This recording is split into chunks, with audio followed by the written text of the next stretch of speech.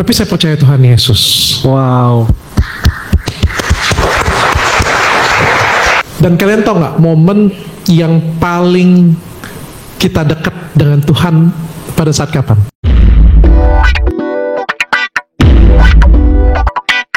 Dokter, mungkin yang rekan-rekan muda mau tanya, yaitu bagaimana mengendalikan pikiran. Karena kan biasanya jatuh itu mengakibatkan trauma, jatuh itu mengakibatkan rasa dibayang-bayangin, aduh gimana kalau gagal lagi, aduh gimana kalau gagal lagi. Nah, dokter kan dari tadi ceritanya spesialis penderitaan dan kesulitan. Dokter spesialis penderitaan dan kesulitan, ya kan, bagaimana di tengah kesulitan keluar lagi, seperti belut gitu, bisa keluar terus gitu. Kalau kita ketangkep terus di tengah masalah gitu. Nah, bagaimana, kan salah satu jajanan yang paling berat kan di pikiran, wah kamu nggak akan bangkit lagi, kamu nggak akan bangkit lagi. Bagaimana dok keluar? Saya punya 3 tips untuk jadi sukses. Wah, penting ini. Wah, tips sukses. Dengarkan dan catat baik-baik. Yang jadi masalah adalah ketika saya ngomong ini dengan 100 orang, tahun depan saya bertanya dengan 100 orang tersebut, yang ingat cuma 1 orang. Ayo semua catat. Kalau ambil ini direkam paling enggak. Tapi kalau kalian tanya dengan dokter kepala di cabang saya, semuanya pasti ingat. Karena ini tips saya cuma 3. Yang pertama, kenali dirimu. Kebanyakan siapa yang ada di sini, itu kebanyakan nggak kenal dengan diri kita. Tapi kalau kita kenal dengan diri kita, itu kita sudah menang 1 langkah. Contoh, kalau kamu punya kelemahan di mata kiri, maka ketika saya berantem, saya pasti akan lindungin mata kiri saya. Ya. Your weaknesses and your strength. Kalian harus tahu apa kelebihan kalian, apa kekurangan kalian. Kalau kalian nggak tahu apa kelebihan kalian, kekurangan kalian, yang ditanyakan Pak Pendeta tadi, itu nggak ada guna semuanya. Nggak ada guna. Kayak gimana caranya kamu bisa survive, gimana caranya kamu bisa bangkit, kamu jadi belut. Kamu harus tahu dulu siapa kamu. Kalau saya orang yang kuat. Saya orang yang sangat percaya diri. Saya orang yang punya pikiran yang sangat kuat, sehingga orang di samping saya bisa terpengaruh dengan saya. Tapi nggak semuanya dari kita punya pikiran seperti saya. Ada orang yang low motivating, ada orang yang nggak percaya diri, ada orang yang pemalu, ada orang yang traumatis. Setiap dari kita beda-beda. Saya nggak bisa samain. Tapi paling nggak kalian tahu nggak diri kalian? Kalian kenal nggak diri kalian? Diri kalian itu seperti apa? Apa kelemahan kalian? Apa kelebihan kalian? Yang nomor 2, kalian harus tahu siapa lawan kalian. Apapun masalah kalian, kalian tahu apa diri kalian, kalian tahu apa lawan kalian. Nah, kalau kalian tahu diri kalian, kalian tahu lawan kalian, kalian pasti akan menang di semua permasalahan kalian, apapun itu. Yes. Benar, praktekkan di semua masalah kalian. Kalian tahu diri kalian. Yang nomor 1 yang paling sulit ya, tahu diri kalian. Yang nomor 3 adalah fokus. Ada suatu cerita, kami bertiga lomba lari. Kita anggap saja ya, kami bertiga lomba lari. Yang satu Pak Pendeta larinya sambil lihat penonton. Yang satunya lagi larinya sambil lihat pelari lain. Lagi di mana nih? Saya larinya sambil lihat papan finish. Siapa yang kira-kira sampai duluan di tempat finish? Dokter. Yang fokus. Ketika kalian sudah tahu nomor 1 dan nomor 2, fokus. Jangan perhatikan orang lain. Jangan perhatikan tetanggamu. Jangan perhatikan yang lain. Cuma mengganggu pikiranmu saja. Fokus, pasti kalian menang. Nah, kalau Pak Pendeta tadi tanya dengan saya, bagaimana caranya? Yang pertama, kalian harus tahu dulu diri kalian bagaimana. Saya kuat, saya mental saya baja, saya orangnya ngomongin sedikit nangis, ada di kasur, nggak apa-apa. Saya nggak bisa ngomong dengan kalian yang ada di kasur atau ada di bawah kolong meja untuk berdiri, nggak bisa. Karena itu adalah diri kalian, itu adalah genetik dari kalian. Itu adalah sifat kalian yang mungkin pelan-pelan bisa diubah. Tapi saya nggak bisa sihir, bim, salabim, abakadabak seperti itu. Pok, pok, pok. Nggak bisa. Nggak bisa. Tapi dengan kalian tahu diri kalian tahu exitnya ada di mana. Kalau yang punya pemikiran strong, enak. Kalian cuma butuh waktu istirahat. Tapi yang paling penting adalah kalian harus berada di lingkungan yang tepat. Yes. Di lingkungan yang tepat, kalian akan tumbuh. kalian traumatis, kalian sedih, beradalah di sisi yang kuat. Carilah pasangan yang bisa menguatkan kalian. Kalian sudah tahu kalian cengeng, cari pasangan sama-sama cengeng pula. Betul. Kalian tahu? Kalian lihat nonton saya beberapa menit di sini, kalian lihat karakter saya. Percaya diri. Karakter saya kuat, dominan, punya pemikiran strategik. Kalian bayangkan kalau istri saya juga seperti ini. Terus. Satu aja itu sudah pusing saya. Saya aja ngelihat diri saya pusing. Kalian tahu di otak saya cuma ada apa? Kerja. Otak saya itu berisik. Kerja ide. Kalian bayangkan kalau istri saya juga seperti itu. Dan kalau yang ada main media sosial di sini, kalian lihat istri saya. Kalem. Beda banget dengan saya. Lembut.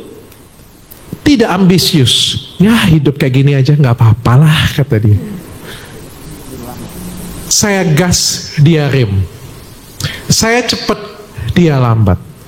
Kenapa? Karena saya tahu kekurangan saya dengan baik, maka saya mencari pasangan untuk saya, untuk melengkapi hidup saya yang terbaik. Kalian tahu kalian mudah terpengaruh, jangan dekat-dekat dengan orang yang pakai narkoba. Udah tahu kalian mudah terpengaruh. Saya mudah terpengaruh, jangan dekat-dekat orang yang brengsek. Kan bodoh. Sudah tahu mudah terpengaruh. Saya orangnya misal ya suka selingkuh, temenan dengan orang yang sama-sama melegalkan perselingkuhan, ya kiamatlah dunia kalian. Maka kita cari teman orang yang bisa membuat influence baik ke kita, atau cari istri yang bisa benar-benar menjaga kita yang galak. Tapi kalau kita tahu nih kita nggak bisa berhenti selingkuh, jangan cari istri yang galak, karena itu suatu penderitaan bagi kita. Jadi tahu kekurangan, tahu kelemahan, seperti yang kayak pendeta bilang tadi, itu sangat membantu banget untuk kita itu dari bawah bisa kembali tumbuh lagi ke atas. Wow. Dan mungkin pertanyaan yang terakhir, Dok. Dokter kan mau orang ngomong apa, dokter tuh kayak cuek aja dan jalan terus. Gimana sih, Dok, caranya? Karena saya yakin banyak anak-anak muda di sini sekali diomongin orang dia bisa nggak makan, dia bisa nggak tidur, lama-lama jadi pocong dia, Dok. Gimana, Dok? Percayalah, saya juga terpengaruh kok. Saya juga terpengaruh. Kadang omongan negatif dari orang membuat saya terpengaruh juga. Tapi saya nggak lama. Dan itu butuh sesuatu hal yang besar untuk buat saya terpengaruh. Jadi mungkin ketika semua orang mencibir saya, memberikan saya komentar negatif, saya terpengaruh. Tapi paling cuma beberapa jam. Yang pengen saya ceritakan dengan kalian adalah, saya nonton di Netflix. Kalian pernah nonton di Netflix David Beckham? David Beckham itu orang yang sangat terkenal sekali. Ya. Sangat terkenal sekali. Itu adalah bintang dari bintangnya sepak bola. Terus dia cerita di sana. Dia cetak gol, kena maki orang. Dia nggak cetak gol, kena maki orang. Dia ngumpan bagus, kena maki orang. Nggak ngumpan bagus, tetap kena maki orang. Kenapa? Karena dia adalah bintang. Kalau dia bukan bintang, saya di ngomongin orang di sini, saya dijatuhkan orang di sini, karena saya Dr. Richard. Asik. Yes. Betul kan? Oh, Dokter Ahmad nggak ada. Kalau Dokter Abi atau Dokter Ahmad atau Dokter siapa, kira-kira ada yang mau jatuhin nggak? Kira-kira ada yang mau kasih kolom komentar nggak? Kasih komentar jelek nggak? Nggak ada yang kena. Kenapa? Karena saya ada fokus. Saya dibicarakan. Saya menjadi fokus perhatian. Orang sayang dengan saya. Orang peduli dengan saya. Kalau kalian nggak peduli dengan orang, kalian bakal ngomongin. Acuh. Anggap ini adalah bagian ketika kamu makin ke atas, makin terkenal, makin menarik perhatian, maka kamu akan harus, mau tidak mau, kamu harus menerima itu. Ya. Semakin kamu hebat, kalian akan menerima tantangan yang lebih besar. Semakin kalian jadi karyawan, kalian punya tantangan. Jadi karyawan kena marah pimpinan. Kena marah pimpinan. Kalian jadi manajer, kalian kena marah di atas, kalian marah ke bawah. Kalian jadi pimpinan paling atas lagi, kalian kena pressure bagaimana untuk bayar gaji karyawan. Semuanya punya tantangan dan semakin tinggi, semakin besar tantangan itu. Ya. Dan itu tidak terhindarkan. Wah, Mungkin luar biasa. ada jemaat yang mau tanya sesuatu, 2 orang. Dan pikiran supaya kita lebih jujur dan sabar terhadap diri sendiri dan bagaimana dampaknya terhadap orang lain. Terima kasih. Bagaimana cara? Jujur pada diri sendiri dulu deh. Ya gampang lah, kalau jujur pada diri sendiri itu adalah hal yang paling gampang. Jujur pada diri sendiri itu gak perlu diceritakan di tempat dengan orang ya. Jujur pada diri sendiri itu adalah hal yang paling gampang. Yang paling sulit adalah jujur kepada orang lain, itu sulit. Jujur pada diri sendiri, ya lihat, kadang-kadang jangan pula lah kita lihat di kaca kan, waduh, aku ganteng banget ya. Nah itu tidak jujur. Jujur aja sejujur-jujurnya dengan diri sendiri, kan gak ada masalah. Gak akan ada yang menghakimi. Jujur aja dengan diri sendiri, kekurangan kita apa, kelebihan kita apa. Tulis. Ini benar saya bilang, pulang dari sini tulis. Kekurangan apa, kelebihan apa. Kekurangan saya emosional. Saya orangnya emosional. Tapi yang kedua, saya orangnya cerewet. Saya lebih cerewet dari istri saya. Saya cerewet sekali. Dan dulu waktu SMP, SMA saya tersakiti ketika saya digomongin cerewet. Tapi kalian tahu, saya bikin Athena jadi sebesar ini 25 cabang. Karena cerewet. Karena saya cerewet. Bagaimana saya memanage kekurangan saya menjadi suatu kelebihan. Saya tuh ambisius, saya sangat ambisius. Tapi bagaimana saya memotivasi diri saya untuk selalu jadi lebih baik. Bagaimana cara kita memanage kekurangan kita menjadi kelebihan. Thank you tadi buat sharingnya. Aku pengen denger nih dari tadi step up and down. Aku juga lumayan ngikutin dokter kan, lumayan ngikutin lah gitu dari podcast, dari segala macam. Dari tadi fase up and down dari SMP sampai sekarang, aku mau denger. Boleh nggak sharing satu lagi bagaimana pengalaman pribadi dokter dengan Tuhan? Maksudnya waktu SMP up down. Itu gimana, mungkin ada percakapan pribadi sama Tuhan, Tuhan kenapa kayak gini, terus Tuhan bilang apa, atau ayat favorit dokter tuh apa, perenungan dokter sama Tuhan tuh bagaimana, kayak lebih ke hubungan pribadi dokter dengan Tuhan tuh seperti apa sampai bisa jadi kayak sekarang gitu. Thank you. Saya takut jawaban saya di sesi ini yang paling tidak ada isi. Kalau dibilang saya up and down, saya nggak setuju. Bagi saya up terus. Amin. Grafik kita itu seperti ini teman-teman. Tapi di grafik kita seperti ini sama seperti dolar yang naik terus ya. Tapi dolar yang naik terus itu pada kita zoom, itu pasti ada lekukan seperti ini. Setiap fasenya. Bahkan ketika kalian ngomong seperti sekarang, wah Dr. Richard lagi dimaki-maki, lagi jelek namanya, lagi dihujat. Pertanyaan saya, apakah klinik saya berkurang? Tidak. Tidak. Apakah saldo di rekening saya berkurang? Tidak. Asik. Apakah karyawan saya berkurang? Tidak.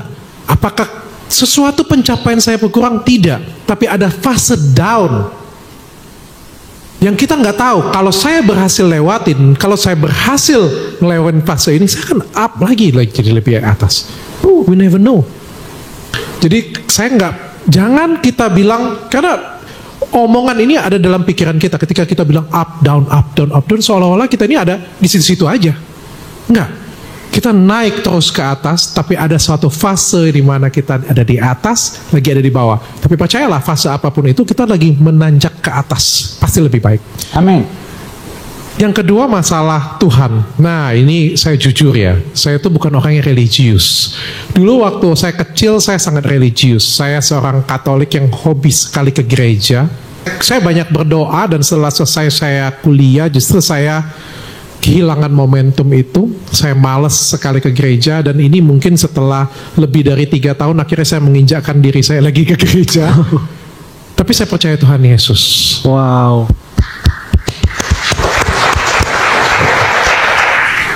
Dan kalian tahu nggak momen yang paling kita dekat dengan Tuhan pada saat kapan? Hah? saat kita ada masalah. Balik lagi tadi saya ngomong, kenapa kalau kayak gitu mintalah banyak masalah. Dengan masalah kalian jadi lebih pintar, dengan masalah kalian jadi lebih tinggi, dengan masalah kalian lebih dekat dengan Tuhan. Amen. Kita nggak mau. Dan setiap malam saya selalu berdoa dengan Tuhan. Saya percaya dengan Tuhan saya percaya bahwa Tuhan saya lebih besar dari permasalahan kita. Masalahnya bisa 5 hari 5 malam. Tapi kalau Tuhan pengen membalikkan semuanya, dalam 1 detik masalah itu akan berubah. Amin. Saya cuma berharap saya bisa memberikan berkat bagi banyak orang. Saya selalu berdoa dengan Tuhan, gak muluk-muluk, karena saya malas ke gereja. Saya juga bukan orang yang taat sekali, tapi saya selalu minta dengan Tuhan lebih ke memberikan value ya, memberikan bukti nyata dan contoh bagaimana Tuhan memakai saya untuk berkat dan memberikan berkat itu pada orang lain. Itu yang saya harapkan. Lebih dari itu, saya bukan orang yang religius, sekali lagi saya bukan pendeta, saya jauh banget dari kata-kata baik. Tapi inilah saya apa adanya. Inilah Dr. Richard Lee. Lebih dan kurangnya saya selalu pengen belajar jadi orang yang lebih baik. Mungkin itu. Wah, luar biasa. Bagaimana dokter masih bertahan dalam iman Kristen? Di tengah posisi dokter sekarang yang sudah kaya, pasti ada godaan-godaan dunia. Kenapa dokter masih bertahan dan tidak tergoda dengan hal dunia? Kan di luar sana sudah banyak orang-orang kaya terus lupa Tuhan. Saya tergoda kok. Maksudnya Tuhan mau dijual. Athena aja dijual, untungnya masih banyak, ngapain jual Tuhan? Silakan dong. Nah itu ya, mungkin kekurangan saya yang paling besar itu ya mungkin ya. Sekali lagi saya bukan orang yang religius ya. Saya banyak terbuai hal-hal yang apa ya saya bilang ya. Duniawi ya, yang duniawi ya. Tapi yang jelas setiap ada permasalahan, saya itu bukan hanya belajar, tapi mengambil suatu poin positif secara keimanan. Kalau kalian tanya dengan saya, pada waktu dulu dengan, saya nggak sebut nama lah ya, dengan KP, yang nggak tahu tanya sebelahnya, dengan salah satu artis KP, saya kesel nggak? Saya kesel, saya benci dengan dia. Tapi kalau kalian tanya dengan saya sekarang, dengan Doktif, saya nggak benci. Saya kehilangan rasa benci. Saya nggak ngerasa benci. Saya nggak benci. Saya nggak ada rasa pengen mukul, pengen apa, nggak ada. Yang saya sesalkan adalah respon saya. Yang saya sesalkan adalah bagaimana saya menanggapin. Itu sih saya nggak benci orang. Saya banyak belajar, jadi kadang-kadang keimanan ini kan kita ngomong, saya percaya dengan Tuhan Yesus, saya adalah Kristen, saya adalah ini, saya adalah itu. Tapi di luar dari sini, kalian gak memberikan value apapun kepada diri kalian dan kepada orang sekitar kalian. Apakah kalian orang Kristen? Saya gak tahu. Tapi yang jelas kalau ditanya dengan sekarang, dengan saya, bahkan kalau kalian tanya dengan saya agama apa, saya akan terdiam dan saya akan malu ngomong agama saya. Tapi paling enggak di luar dari sini, saya pengen nunjukin value saya seperti apa. Wow. Amin. Saya pengen ngajari ke teman-teman, ke karyawan saya, ke keluarga saya, ke anak saya yang baik. Bagi saya itulah adalah ibadah bagi saya. Saya pengen kasih yang terbaik untuk pendengar saya pengen kasih yang terbaik untuk follower saya pengen kasih yang terbaik untuk yang percaya kepada saya. Dan bagi saya itu adalah bentuk ibadah dari saya, lebih dari ibadah saya ke gereja. Itu menurut saya Pak Pendeta. Amin.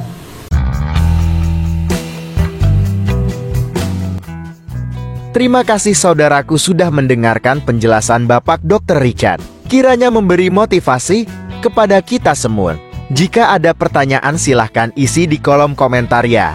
Ingat, ada 3 pesan penting yang bisa kita lakukan agar sukses di masa depan.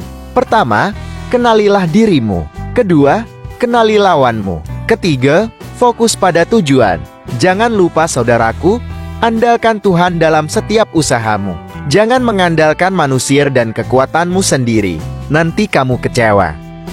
Hal ini sesuai dengan firman Tuhan dalam kitab Yeremia. 17 ayat 5 dan 7 yang berbunyi, "Beginilah firman Tuhan, perkutuklah orang yang mengandalkan manusia, yang mengandalkan kekuatannya sendiri, dan yang hatinya menjauh daripada Tuhan. Diberkatilah orang yang mengandalkan Tuhan, yang menaruh harapannya pada Tuhan. Oleh sebab itu saudara bergantunglah sepenuhnya dengan Tuhan dan bukan manusia. Jangan sesekali berurusan dengan setan. Nanti kamu terkena kutuk dan binasa." Tuhan Yesus memberkati.